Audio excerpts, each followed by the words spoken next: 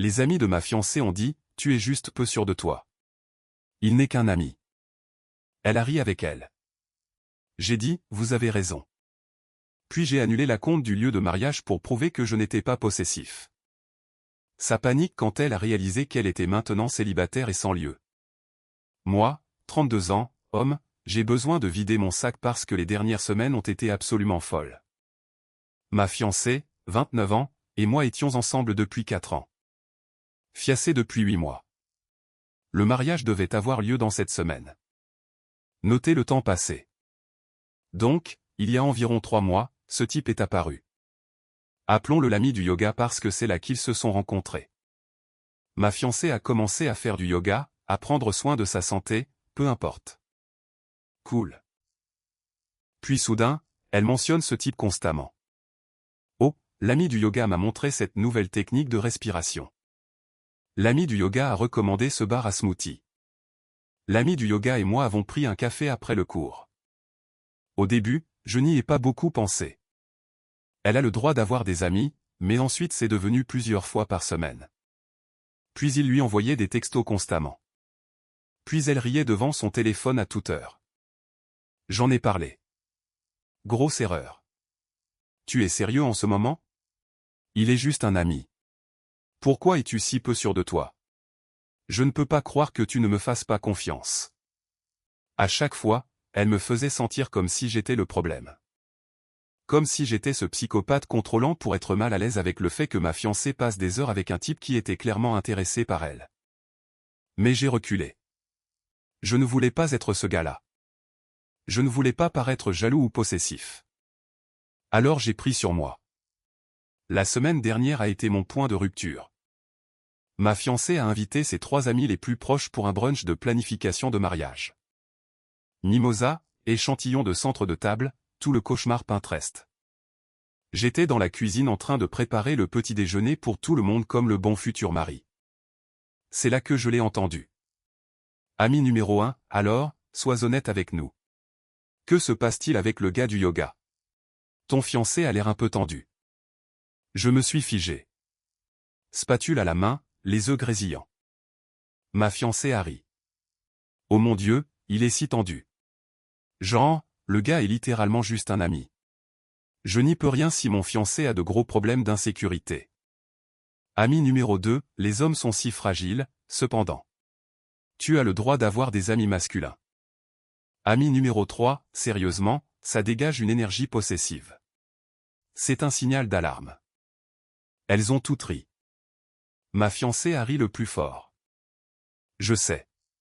Je n'arrête pas de lui dire qu'il a besoin d'une thérapie pour ses problèmes de confiance. C'est honnêtement épuisant de devoir constamment le rassurer. Je suis resté là à écouter ma future femme se moquer de moi, me manipuler psychologiquement devant ses amis, valider leur évaluation selon laquelle je suis le problème. Les œufs brûlaient. Je m'en fichais.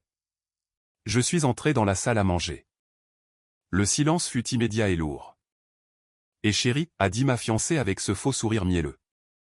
On parlait juste des fleurs.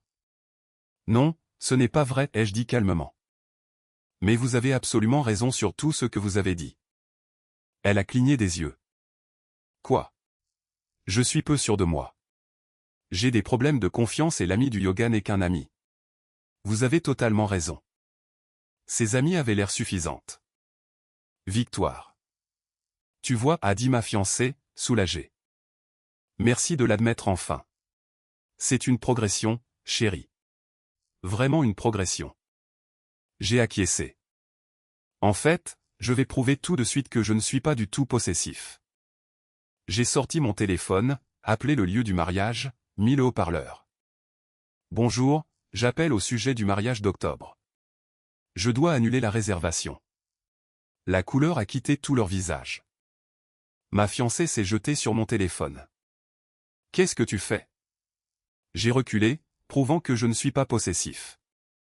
Une personne possessive te forcerait à l'épouser contre ta volonté. Je te libère. La dame du lieu est revenue en ligne.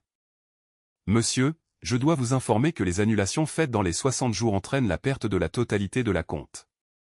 Compris. Quel est le montant? 8200 $. C'est bon. Veuillez procéder à l'annulation. Ma fiancée hurlait. Tu as perdu la tête? C'est notre argent. En fait, dis-je, toujours calme. Vérifie le contrat. Mon nom, ma carte de crédit, mon argent. Tu n'as pas contribué d'un centime à cet acompte. Tu ne peux pas simplement annuler notre mariage. Je n'annule pas notre mariage. J'annule mon mariage avec quelqu'un qui pense que je suis un désordre peu sûr de lui et épuisant avec des problèmes de confiance. Pourquoi voudrais-tu épouser quelqu'un comme ça? L'ami numéro 2 a essayé d'intervenir. D'accord, tout le monde doit juste se calmer. Je l'ai pointé du doigt. Tu m'as appelé le signal d'alarme, tu as dit que j'étais possessif. Eh bien, regarde-moi être la personne la moins possessive que tu aies jamais vue. La dame du lieu était toujours en ligne, probablement en train de prendre du pop-corn. Monsieur, dois-je envoyer la confirmation d'annulation par courriel? Oui, s'il vous plaît. À mon adresse courriel uniquement. C'est insensé, a crié ma fiancée. C'est mon argent, mon lieu, ma décision. Et selon toi et tes amis, je suis de toute façon trop peu sûr de moi pour me marier. J'ai raccroché, les ai regardés toutes les quatre, figées sous le choc. Je serai parti ce soir. Je vous laisse de l'espace pour déterminer vos prochaines étapes. Puisque je ne suis pas possessif, tu es libre de faire ce que tu veux avec qui tu veux. Profite. Je suis allé dans la chambre, j'ai fait un sac, et je suis parti. Je ne suis pas revenu depuis. C'était il y a 5 jours. Mon téléphone a été nucléaire. Des centaines de textos d'elle, des messages vocaux, ses amis qui appellent, ses parents qui appellent, sa grand-mère a appelé, tout le monde me disant que je suis fou. J'ai surréagi. Je jette 4 années pour rien. Mais voici ce qui me reste en tête. Elle ne m'a pas défendu. Quand ses amis m'ont traité de fragile et de possessif, elle a été d'accord, en a ri, a fait de moi le méchant. Alors oui, mariage annulé, $8200 de perdu, et je n'ai jamais été plus sûr d'une décision dans ma vie. Cool. Cool. Mise à jour 1. Bordel de merde. L'arrogance a atteint des niveaux que je ne croyais pas possibles. Donc, après avoir annulé le lieu, je suis resté à l'hôtel, j'ai éteint mon téléphone pendant 24 heures complètes parce que j'avais besoin de réfléchir sans le bourdonnement constant. Quand je l'ai rallumé, plus de 200 messages, la plupart de mon ex-fiancé. Oui, je l'appelle comme ça maintenant parce que nous avons fini. Les messages ont évolué. Premier lot, bébé, s'il te plaît, rentre à la maison. Nous devons parler. C'est fou. Appelle-moi juste. Deuxième lot, comment as-tu pu faire ça? Mes parents paniquent. Tout le monde n'arrête pas de poser des questions sur le mariage. Tu m'humilies. Troisième lot, j'ai parlé à un avocat. Tu ne peux pas simplement voler notre argent. C'est illégal. Tu vas le regretter. L'audace. C'est moi qui l'humilie. Elle s'est littéralement moquée de moi devant ses amis et c'est moi le méchant pour l'avoir prise au mot. Puis ses amis ont commencé à envoyer des messages. L'ami numéro 1 a envoyé, tu l'as humilié devant nous. Très mature. Peut-être que si tu n'étais pas si contrôlant, elle n'aurait pas besoin de l'attention d'autres hommes. Relisez ça. N'aurait pas besoin de l'attention d'autres hommes. Elle venait littéralement d'admettre que ma fiancée cherchait de l'attention ailleurs. Et d'une manière ou d'une autre, je suis toujours le problème. Mais ça devient tellement mieux. Elle s'est pointée à mon bureau. Appel de la sécurité depuis le hall. Monsieur, il y a une femme ici qui prétend être votre fiancée. Elle dit que c'est une urgence. Dites-lui que je ne suis pas disponible. Elle fait toute une scène, monsieur. Je ne voulais pas qu'elle cause des problèmes à mon travail, alors je suis descendu. Elle était dans le hall. Mascara partout, l'air affolé. Finalement, elle a craqué. Tu m'as ignoré. Tu voulais de l'espace loin de ton fiancé peu sûr de lui. Je te l'ai donné. Ce n'est pas ce que je voulais dire. N'est-ce pas? Parce que tu as dit à tes amis que je suis épuisant. Pourquoi voudrais-tu épouser quelqu'un d'épuisant? Elle a regardé autour d'elle la sécurité et la réceptionniste qui observaient. Elle a baissé la voix. Pouvons-nous s'il te plaît parler quelque part en privé? Nous sommes allés au café d'à côté. Elle a immédiatement commencé à pleurer. Bébé, je suis tellement désolé. Je ne faisais que me défouler. Les filles parlent, tu sais. Je ne pensais rien de tout ça. Tu as passé 20 minutes à faire de moi une blague. Ce n'est pas se défouler. J'étais frustré. Tu n'arrêtais pas de m'accuser à propos de l'ami du yoga. Je n'ai pas accusé. J'ai exprimé mon malaise. Il y a une différence. Il n'est rien, a-t-elle insisté. Je le vois à peine maintenant. Maintenant? Qu'est-ce qui a changé? Elle a bafouillé. Je voulais juste dire. J'ai établi des limites après que j'ai annulé le mariage. Tu déformes tout. Ce qui est déformé, ai-je dit d'un ton égal, c'est de me faire sentir fou d'avoir des inquiétudes, puis de se moquer de ces inquiétudes devant tes amis. Elle a changé de tactique, s'est mise en colère. Tu réalises que la compte est perdue? 8 000 $ de perdus. Tu nous as ruinés tous les deux. J'ai ruiné nous deux, j'ai ri. Vérifie les papiers. Mon nom, mon argent, 0 de toi. Nous sommes censés être des partenaires. Les partenaires se respectent. Les partenaires ne manipulent pas psychologiquement. Les partenaires ne se moquent pas l'un de l'autre dans leur dos. Je ne peux pas croire que tu fasses ça pour rien. Tu as raison. Ce n'est rien. Juste ton manque total de respect pour moi. Rien de grave. Je me suis levé pour partir. Attends. Elle a attrapé mon bras. Et les autres fournisseurs? Le photographe, le traiteur? Quoi à leur sujet? Nous avons des contrats, des acomptes. J'ai sorti mon téléphone, lui ai montré les courriels. Déjà géré. J'ai contacté tout le monde, annulé ce que je pouvais. Le mariage est fini. Son visage est devenu blanc. Tu as déjà. Oui. Oh, et ton amie cousine photographe a été super compréhensive. Elle a dit qu'elle avait un autre mariage de toute façon. Sans rancune. Ma cousine va me tuer. On dirait que c'est ton problème. Qu'est-ce que je suis censé dire aux gens? La vérité? Que ton fiancé peu sûr de lui n'était pas assez bien. Tes amis te soutiendront. Je l'ai laissée assise là. Je suis retourné à mon bureau et j'ai vraiment regardé les annulations des fournisseurs. C'est là que ça devient satisfaisant. Traiteur pour un acompte de 1100 $. J'ai tout payé. Leur politique, annulation de 30 à 60 jours, remboursement de 50%. Nous sommes à 49 jours. J'ai obtenu un remboursement de 2050 $. Ma carte de crédit, mon remboursement. Photographe, l'ami de sa cousine nous faisait une faveur. Pas d'acompte. Paiement le jour même. Rien perdu. Fleuriste, acompte de 800 $. Annulation à plus de 60 jours égale remboursement complet. J'ai récupéré 800 $. Digi, acompte de 500 $. Non remboursable. Tant pis. Perte totale, 8200 $ pour le lieu plus 500 $ pour le Digi, soit 8700 $.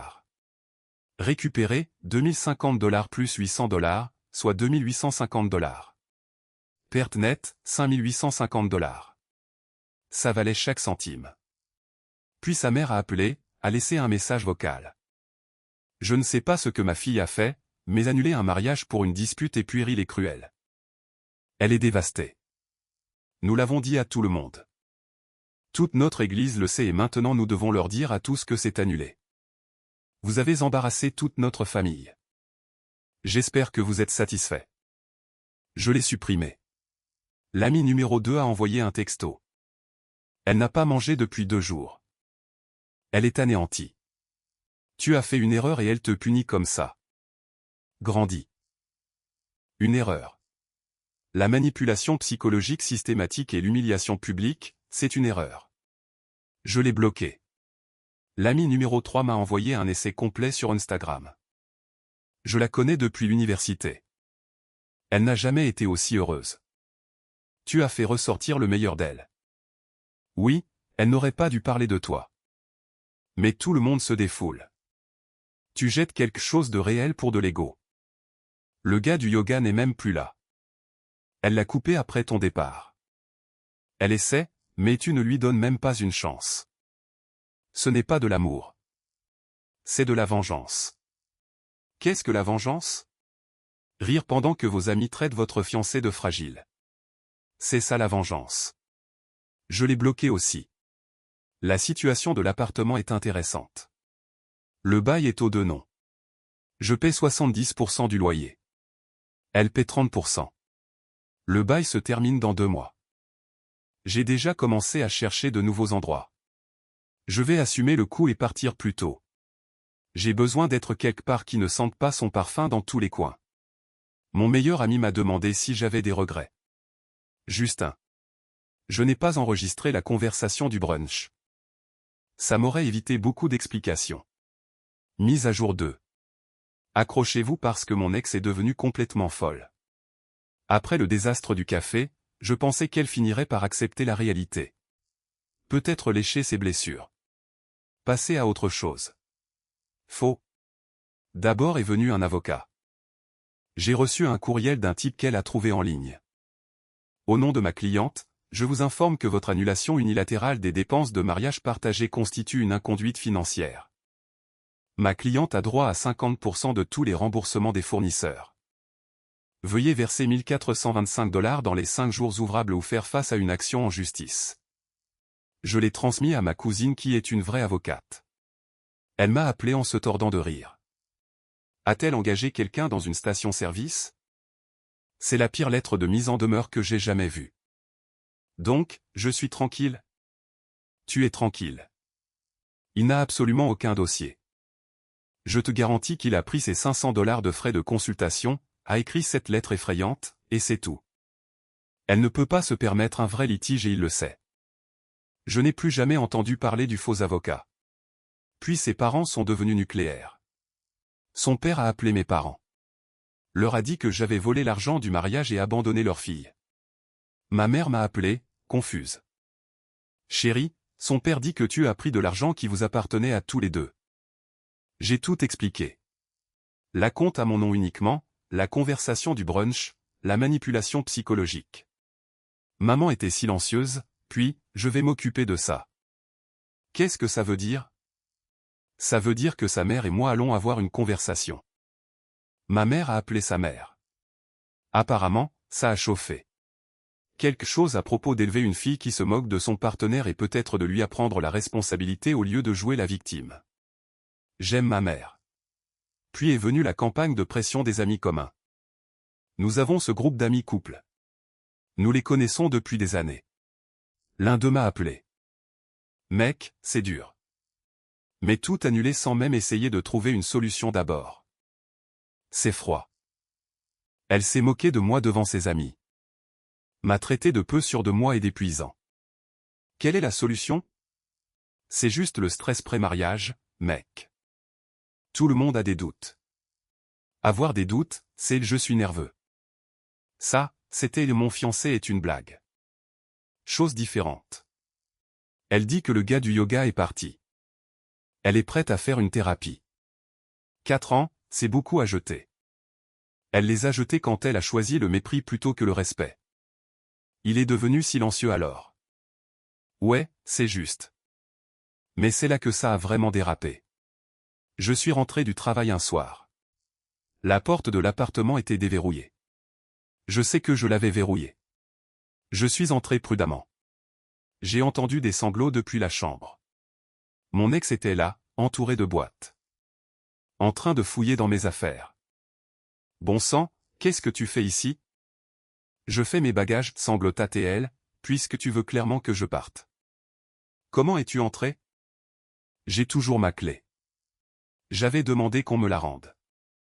Eh bien, il fallait que je récupère mes affaires. Elle avait tout fouillé.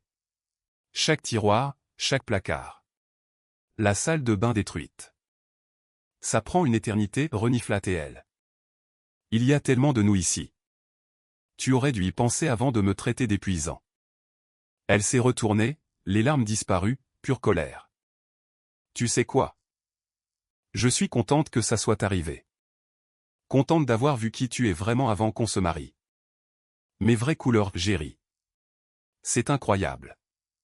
Tu es cruel. Tu as annulé notre mariage pour prouver quelque chose. J'ai annulé parce que tu ne me respectes pas. Si, je te respecte.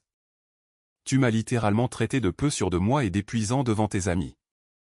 Je me défoulais sur ton fiancé des jours avant le mariage. Ce n'est pas se défouler.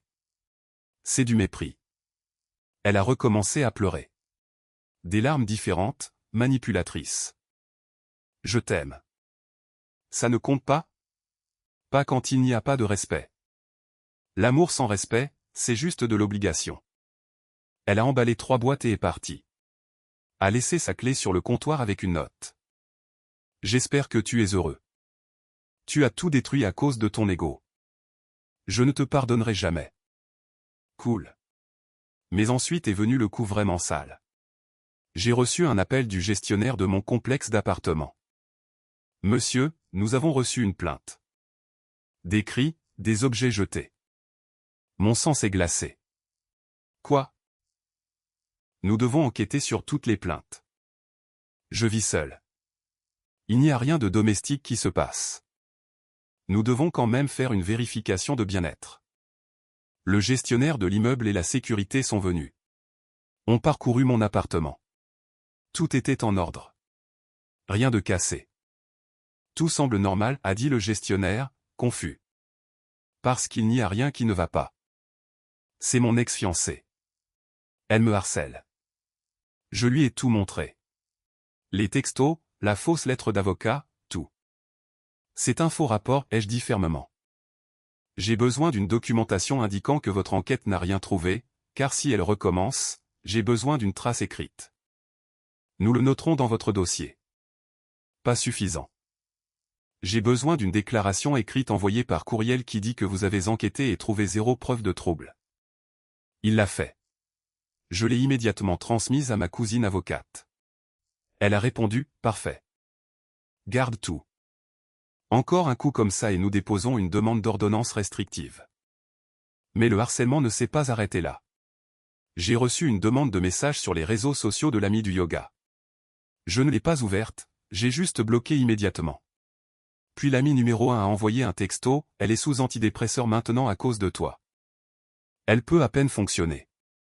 Tout ça parce que tu devais gagner. J'espère que ça en valait la peine. Bloqué. Ami numéro 2, tu l'as détruit pour ton ego. Tout le monde voit clair dans ton jeu. Tu n'es pas la victime ici. Bloqué.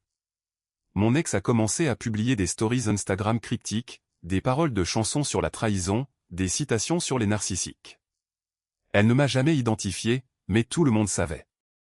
J'ai complètement supprimé mon Instagram. Pas besoin de cette énergie. Hier soir, j'ai trouvé une autre note sous ma porte. L'homme que j'aimais était gentil et compréhensif. Je ne sais plus qui tu es. S'il est toujours là-dedans, s'il te plaît, appelle-moi. Il me manque. Nous me manquons. Je l'ai jeté sans lire au-delà de la première ligne. Ma cousine avocate a appelé ce matin. Tu dois bloquer chaque personne liée à elle. Documente tout. Chaque texto, appel, note, visite, tout. Tu penses qu'elle va intensifier? Elle a déjà fait un faux rapport de violence domestique. C'est grave. Protège-toi. Alors maintenant, je vis dans cet appartement qui ne me semble pas être le mien. Je dors dans un lit qui est trop grand. Je regarde des espaces vides où se trouvaient ses affaires. Est-ce que je regrette d'avoir annulé le mariage? Pas même un peu. Est-ce que j'aimerais que les choses soient différentes? Chaque satané jour. Mais on n'épouse pas quelqu'un qui ne vous respecte pas. Même si on l'aime, même si ça vous coûte 5 850 $ et la moitié de vos amis. Le bail se termine dans 6 semaines. J'ai déjà trouvé un nouvel endroit. Il est temps de vraiment passer à autre chose. Mise à jour finale. C'est tout. Mise à jour finale parce que j'ai besoin de clore ce chapitre complètement. Les dernières semaines ont été un mélange d'elle acceptant lentement la réalité et de moi reconstruisant ma vie. Voici comment tout s'est terminé. La semaine après la dernière mise à jour, elle a essayé une nouvelle stratégie, envoyer des amis communs comme médiateurs. Nos amis couples, ceux avec qui nous partions en vacances, passions les fêtes, ont commencé à prendre contact. Pas pour prendre parti, prétendait-il, mais pour faciliter la guérison. L'un d'eux, quelqu'un que je considère comme un vrai ami, a appelé, écoute, elle veut parler. Vraiment parler. Elle est ouverte à une thérapie de couple, à tout régler. Nous ne sommes pas un couple. Mais vous l'étiez pendant 4 ans. Ça vaut la peine de se battre. Elle a tout jeté quand elle s'est moquée de moi devant ses amis. Elle le regrette. Allez. Les gens font des erreurs. L'erreur n'était pas ce qu'elle a dit. C'était qu'elle était à l'aise de le dire. Ce mépris ne s'est pas développé du jour au lendemain. Long silence. Alors, tu as vraiment fini? Épouserais-tu quelqu'un qui t'a traité d'épuisant devant ses amis? Silence encore plus long. Non, probablement pas. Au moins, il a été honnête à ce sujet. Puis elle a de nouveau essayé l'angle de l'argent. Elle a commencé à m'envoyer des listes détaillées de contributions qu'elle avait faites. Épicerie sur 2 ans, $1 300. Meubles que j'ai achetés, $1 400. Cadeau pour toi, $700. Total dû, $5100. J'ai répondu, différentiel de loyer, j'ai payé 70%, $16 800. Facture quand tu étais à court, $850. Ce voyage sur la côte, j'ai payé, $2900.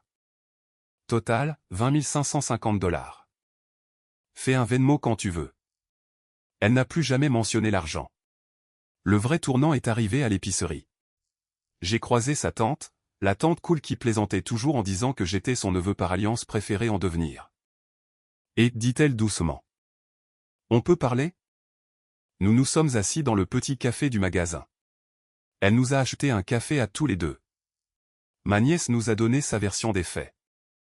Elle a commencé par le mariage, tout. J'ai hoché la tête. Puis j'ai parlé à sa mère, à ses amis. J'ai reconstitué ce qui s'est réellement passé. D'accord. Elle t'a humilié, dit la tante doucement, à ce brunch. J'ai entendu toute l'histoire de la mère de l'ami numéro 1. Comment elle riait de ton insécurité. Oui. Je suis désolé. Ce n'est pas acceptable. Sa mère tolère beaucoup trop de mauvais comportements, elle l'a toujours fait. Mais ça n'excuse rien. Merci de dire ça. Tout le monde dans la famille ne pense pas que tu as tort. Certains d'entre nous comprennent pourquoi tu as fait ce que tu as fait. Extrême, bien sûr, mais je comprends. C'était la première fois que quelqu'un de son côté reconnaissait que je n'étais peut-être pas le méchant. Elle retourne vivre à la maison, a continué la tante. Elle ne peut pas se permettre l'appartement seule. Ses parents la laissent rester avec eux. Comment va-t-elle? Pas très bien, mais ce n'est plus ton problème. Je sais. Le sais-tu vraiment? Elle m'a regardé attentivement. Ma nièce est très douée pour rendre les gens responsables de ses émotions. Ne porte pas une culpabilité qui n'est pas la tienne. Nous avons parlé pendant encore 20 minutes. Des signaux d'alarme que j'avais ignorés. De la tolérance. Des schémas. Quand nous sommes partis, elle m'a serré dans ses bras. Tu iras bien. Mieux que bien. Tu trouveras quelqu'un qui te respecte comme tu le mérites. Depuis, silence radio. Plus de textos, plus de lettres, plus d'amis qui envoient des messages. J'ai appris par des rumeurs qu'elle dit aux gens, nous voulions des choses différentes et le moment n'était pas le bon. Pour sauver la face. Peu importe ce qui l'aide à dormir. Le bail s'est terminé la semaine dernière. J'ai déménagé dans un T2 de l'autre côté de la ville. Nouveau départ. Pas de souvenirs. Faire les cartons a été plus difficile que je ne le pensais. J'ai trouvé de petites choses. Des photos. Des notes qu'elle avait l'habitude de laisser. Une sangle de guitare qu'elle m'avait achetée. Je joue de la guitare. Elle disait toujours que mes sangles étaient moches. La sangle m'a rendu triste pendant 1 minute. Non pas parce qu'elle me manque, mais parce que je pleure ce que je pensais que nous avions. La relation en laquelle je croyais, l'avenir que j'avais prévu. Mais ce que nous avions réellement, c'est différent. Ce que nous avions réellement, c'était quelqu'un qui ne me respectait pas. Qui pensait que j'étais peu sûr de moi et épuisant, qui riait quand ses amis me traitaient de possessif. On ne peut pas construire un mariage là-dessus. Dernière visite de l'ancien appartement. Je me suis assuré d'avoir tout nettoyé pour que ses parents ne puissent pas prétendre que je l'avais saccagé. Le gestionnaire de l'immeuble a hoché la tête quand j'ai rendu les clés. Bonne chance. Merci. Je fais ça depuis 15 ans, a-t-il dit. Je peux dire quelles ruptures sont temporaires et lesquelles sont définitives. Celle-ci est définitive. Vous prenez la bonne décision. Ça m'a fait beaucoup de bien d'entendre ça. La première nuit dans le nouvel appartement, j'ai dormi sur un matelas pneumatique. Les meubles n'avaient pas encore été livrés. J'ai commandé une pizza, bu une bière, me suis assis sur mon balcon en regardant la ville. Mon meilleur ami a envoyé un texto, « Comment est le nouvel endroit ?» Bien. Calme. Tu vas bien? Oui, en fait, ça va. Et je le pensais. Est-ce que j'aurais aimé que les choses se terminent différemment? Bien sûr. J'aurais aimé qu'elle ne se soit jamais moquée de moi. J'aurais aimé qu'elle me respecte assez pour avoir des conversations honnêtes au lieu de me manipuler psychologiquement. J'aurais aimé que ses amis n'aient pas validé son manque de respect. Mais elles l'ont fait. Et elle l'a fait. Et j'ai répondu en prenant son évaluation de moi au sérieux. Si je suis si peu sûr de moi et possessif, pourquoi voudrait-elle m'épouser? J'ai juste été d'accord avec elle. Ça m'a coûté 5850 $. Ça m'a coûté une relation de 4 ans. Ça m'a coûté des amis qui ont cru à son histoire de victime. Mais ça m'a sauvé d'une vie à être la cible de moqueries. D'être la chute de la blague. De remettre en question ma santé mentale parce que quelqu'un que j'aimais me faisait sentir fou. La sangle de guitare est dans une boîte quelque part. Peut-être que je la jetterai. Peut-être que je la garderai comme un rappel que l'amour ne suffit pas sans le respect. Nouvel endroit, nouveau chapitre. Pas de fiancé qui me traite d'épuisant. Pas de planification de mariage avec quelqu'un qui pense que je suis un problème. Plus de manipulation psychologique de moi-même parce qu'elle m'a convaincu que j'étais paranoïaque. Juste moi, mes affaires, et un avenir qui n'inclut pas quelqu'un qui n'a pas pu me défendre quand je n'étais pas dans la pièce. Ça vaut plus que n'importe quel mariage. Salut Reddit. Il est temps d'aller de l'avant.